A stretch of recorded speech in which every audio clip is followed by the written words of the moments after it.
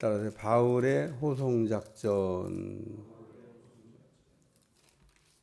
바울을 죽이려고 하는 유대인들 때문에 바울을 지금 벨릭스 총독에게 보낼 때 군사를 동원해서 그 사도 바울을 그 이송 작전을 벌였다. 뭐 그런 내용입니다.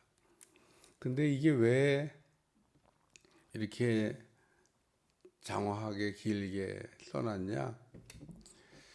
사도행전이라고 하는 이 기록이 누가 썼으며 또 이 사도행전을 읽는 사람이 누군가라고 하는 것을 우리가 기억하고 사도행전을 읽으면 이래서 이렇게 자세하게 기술을 했구나라고 하는 걸 알 수가 있습니다.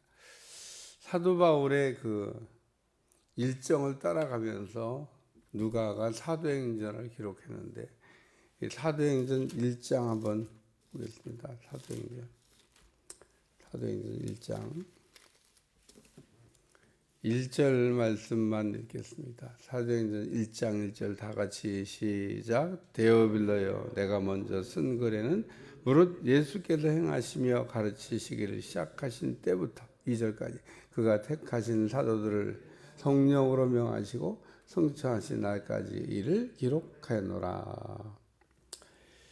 그래서 이 지금 사도행전은 그 누가복음 다음에 그 누가가 기록을 한 내용에 관한 말씀입니다.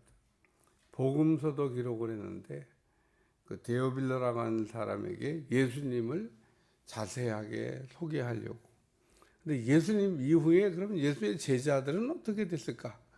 그래서 사도행전의 전반부에는 베드로를 중심으로 한 예수님의 직계 제자들에 대한 이야기를 기술해 놨고, 후반부에는 사도 바울이라고 하는 인물을 중심으로 그 하나님의 역사가 어떻게 계속 진행되고 있는지를 기술했는데, 오늘 어제 읽었습니다마는 그 사도 바울이 지금 이송 작전을 할 때 죽이려고 하는 사람들이 있다고 하는 유대인의 괴계가 이렇게 알려져서 군사를 동원해서 그리고 벨릭스 총독에게 바울이 보내졌다. 뭐 그런 내용입니다.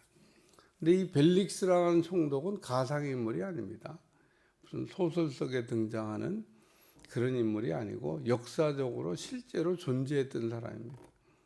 우리가 예수님을 재판할 때 빌라도라고 하는 총독이 유대 땅을 다스리고 있었던 것처럼 바울이 지금 이 선교 여정을 하고 있을 때는 이제 빌라도 총독은 갔고 벨릭스라고 하는 총독이 지금 유대 땅을 다스리고 있을 때 일인데 지금 바울이 지금 벨릭스 총독에게 갔다 뭐 그 얘기를 쓰는 겁니다. 어떻게 갔냐?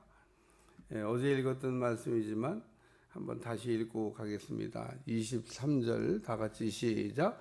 백부장 둘을 불러 이르되 밤 제3시에 가이사랴까지 갈 보병 200명과 기병 70명과 창병 200명을 준비하라 하고, 천부장은 1000명의 군사를 움직일 수 있는 사람인데 1000명의 군사는 굉장히 많은 숫자입니다. 이 군대 직제로 볼 때 조금 숫자가 아니에요.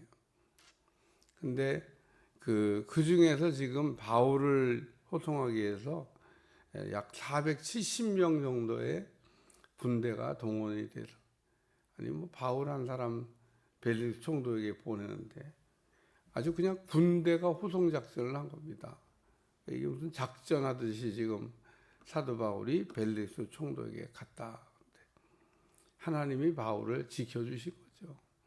바울이 결박당하는 것까지는 알려주셨는데 아직 죽을 때가 안 돼서 하나님의 그 바울을 지켜주신. 그래서 로마 군대를 동원해서 사도 바울이 로마 시민이니까 지켜주기도 했겠지만 어쨌든 하나님의 섭리가 이 안에 있다. 그래서 굉장히 많은 숫자의 군인들이 바울의 호송 작전에 동원됐고 바울이 그래서 벨릭스 총독에게 갔다 그런 얘기입니다. 때때로는 하나님께서 세상 권세를 이용해서 하나님의 역사를 이루어 가시기도 하십니다. 예수님이 출생할 때도 가이사 아구스토의 영을 따라 천하로 호적하라. 그 호적하라는 사건이 없었으면 뭐 마리아와 요셉이 베들레헴을 왜 가겠어요? 만삭된 부인이 만삭된 여자인데 가라고 그러니까 안 갈 수가 없어요. 그래서 예수님이 왜 베들레헴에 살고 있었는데 나사렛에 살고 있었는데 이 만삭된 여자가 어떻게 베들레헴까지 갔냐? 그때 가이사 아구스토의 호적하라는 영 때문에 갔다라고 하는 얘기를 고증. 그거는 뭐 가이사 아구스토가 호적하라고 하는 명이 내린 거는 또 역사적인 사실이기 때문에. 그래서 성경을 이렇게 읽다 보면 누가는 철저하게 그냥 누가복음이나 사도행전을 기록하면서 소설 쓰듯이 성경을 써내간 게 아니고 역사적인 이 시간표에 따라서, 그래서 시간을 얘기할 때 당시에 나라를 움직이던 사람들 이름을 이렇게 콕콕 집어놨기 때문에 아주 굉장히 중요한 후대의 사람들의 자료가 됐다 그런 얘기입니다. 두 번째 말씀은 편지를 총독에게 드리고, 그래서 어제 편지 얘기가 나왔는데 천부장이 기초조사한 바울에 대해서 조사한 내용에 대한 편지가 어저께 나왔었어요.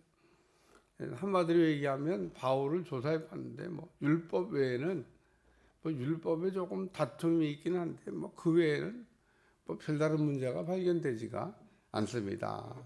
별로 그렇게 중요한 사고도 아닌 것 같습니다.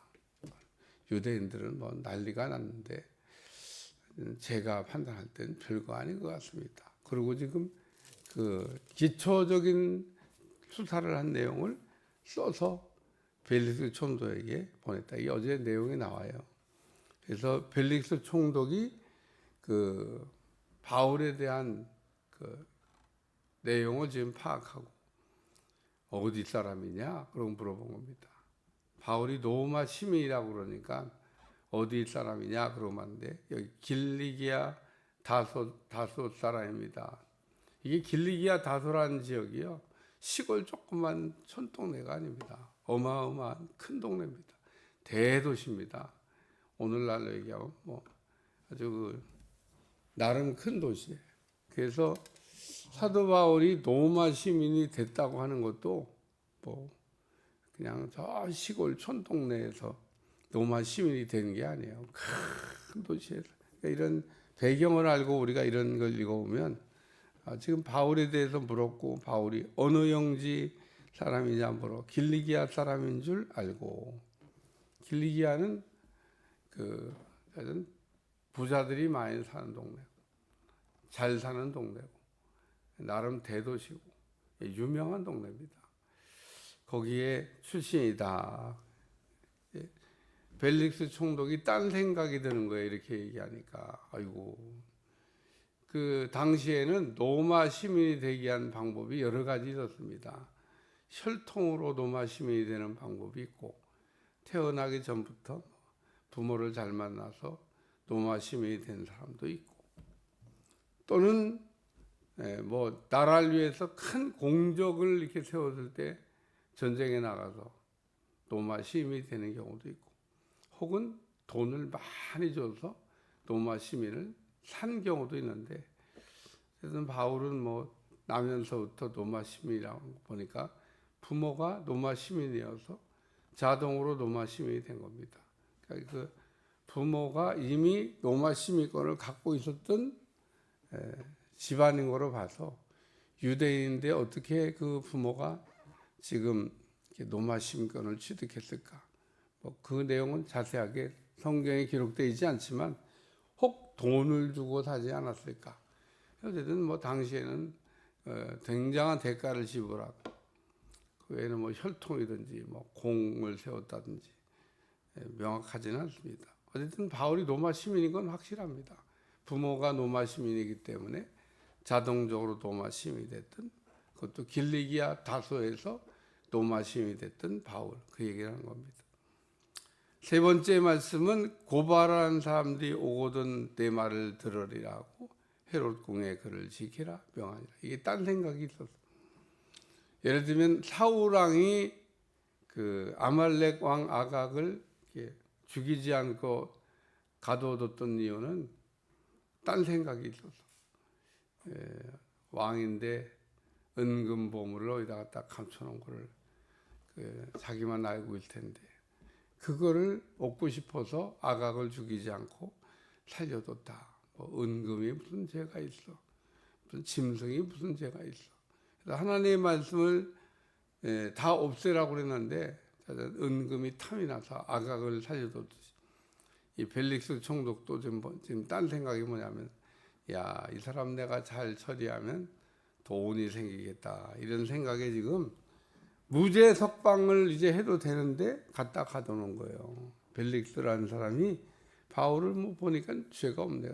석방 그래도 되는데 석방을 안 시키고 지금 구금해 놓은 이유는 뭘 들어보긴 뭘 들어봐야 이미 조사가 다 끝났는데 그래서 가두었던 내용이 나옵니다. 뒤에 가면 그 내용이 자세하게 한 번 더 나와요. 하여튼 바울을 하나님께서 이렇게 안전하게 그 유대인들의 괴계로부터 보호해서 벨릭스 총독에게까지 보냈다. 그런 얘기입니다. 우리가 가는 모든 인생의 걸음걸음마다 하나님의 섭리가 있다고 하는 것을 잊어버리지 않길 주여 축원합니다. 우리가 그냥 막 가는 인생을 요나처럼 살지 않는다 그러면 하나님은 매 순간 모든 거에 하나님의 섭리와 역사 가운데 우리 이끌어 가시는 은혜가 임할 줄로 믿습니다. 기도하겠습니다. 하나님, 오늘도 바울이 벨릭스 총독에게 보내진 내용에 하는 말씀인데 오늘 누가가 역사적 사건을 통해서 사도행전을 기술하고 있습니다. 우리에게 귀한 정보들을 제공할 때마다 깨달음을 얻게 도와주시고 그 속에 역사하고 있는 하나님을 알게 하여 주옵소서. 예수님의 이름으로 간절히 기도하옵나이다. 아멘.